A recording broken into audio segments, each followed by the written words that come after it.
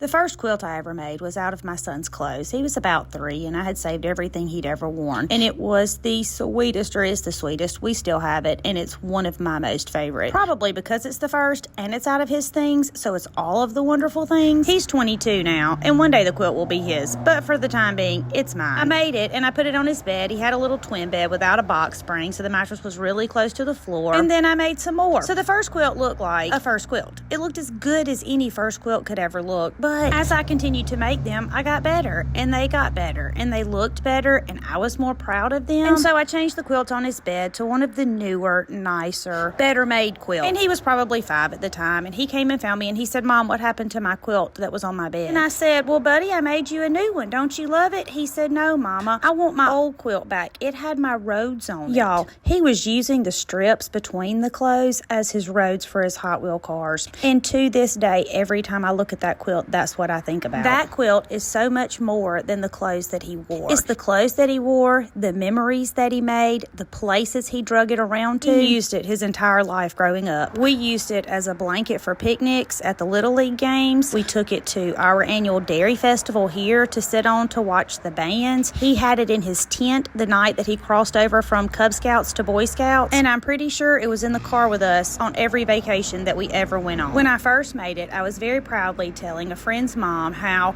I was going to finish it and I was going to put it up in the top of his closet so he could have it when he was an adult. And she told me to let that baby drag it through the mud if that's what he wanted to do, because if he didn't use it, it wouldn't be special to him.